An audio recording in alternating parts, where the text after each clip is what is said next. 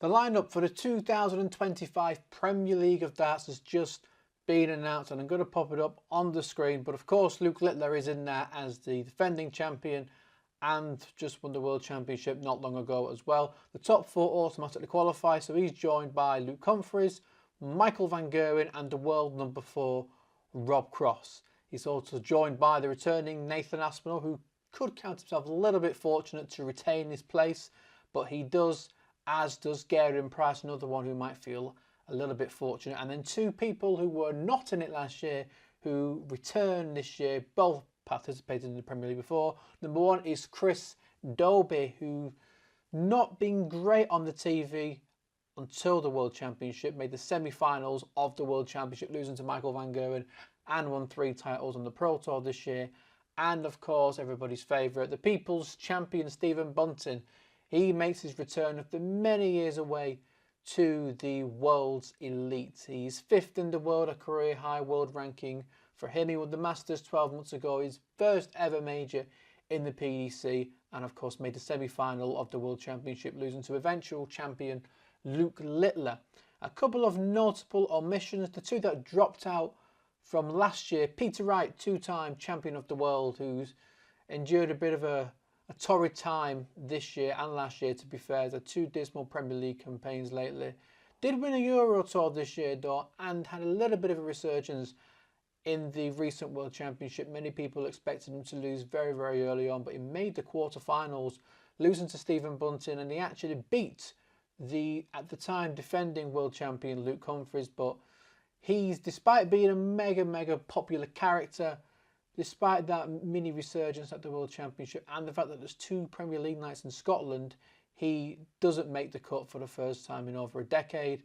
And also Michael Smith, former champion of the world just a couple of years ago, he's had a pretty poor run recently, and because of that he's fallen out of the top 16.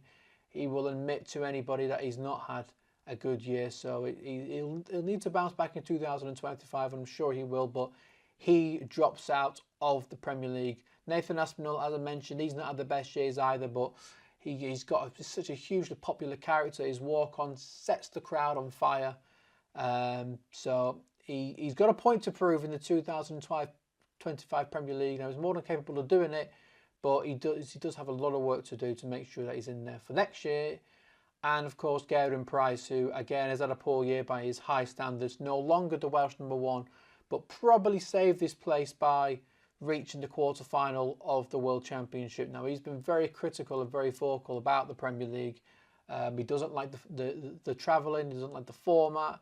He thinks there's a drain on all of those guys. But recently, the past few months, he's changed his tune, and he says that actually he wants to commit fully to 2025. He wants to play everything, including the Premier League. So we're hearing positive signs from Gerwen Price. It'll be interesting to see if that keeps up throughout the Premier League campaign. Certainly hope it does, because Gerwen Price, when he's on top form, really is one of the best players in the world, and he's one of the best players to watch as well. A few other omissions as well. There's 2 major winners, or 3 major winners here not in it: Dimitri van den Berg, Mike de Decker and Richie Edhouse. Now, Mike de Decker, in the 20-year history of the Premier League, nobody who's won a Sky Major has missed out on the Premier League place. Mike de Decker is the first to do so. He lifted the World Grand Prix, beating Luke Humphries in the final. They're not really followed it up with much, to be fair. Last 16 of the Grand Slam, had a match start to beat Luke Littler. If that had gone in, maybe things would have been a different story. Maybe he would have been in. I feel like if he won a few games at the World Championship, then he probably would have made it as well. But he didn't. Lost in his opening match to Luke Woodhouse, which would have been really disappointing, and probably cost him his Premier League spot. Dimitri van den Berg as well did win the UK Open, made the semi-final of the World Grand Prix, quarter-final of the World Match Play, but had a disappointing World Championship and not really done much away from the TV cameras, so he doesn't get a Premier League return. Let me know what you guys think. Are you happy with the lineup? Who was lucky to be included and who was unfortunate to miss out? Let me know, and 16 weeks to look forward to.